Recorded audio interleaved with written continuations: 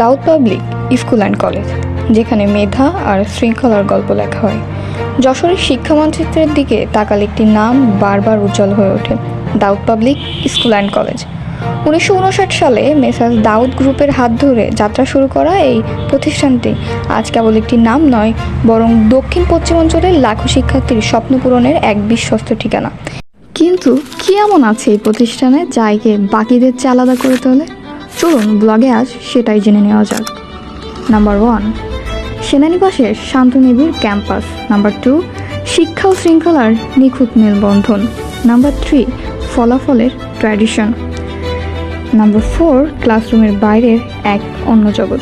চলুন আপনাদেরকে ফলাফলের ট্র্যাডিশনটাই ব্যাখ্যা করে জানাই।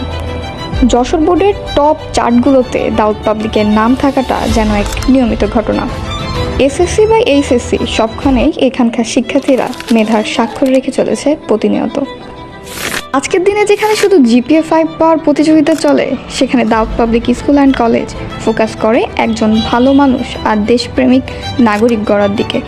আপনি যদি যশোর বা এর আশেপাশের সেরা কোনো ক্যাম্পাসের গল্প বলতে চান, তবে দাউদ পাবলিকের নাম সবার উপরে রাখতেই হবে। চলুন এক ঝলকে দেখে নিই Daud public school and college.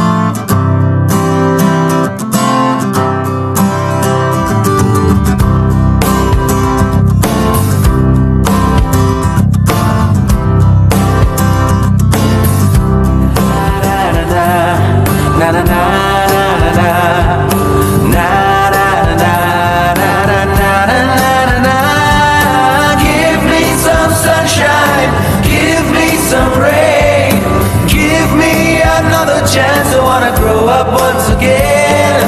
Give me some sunshine, give me some rain.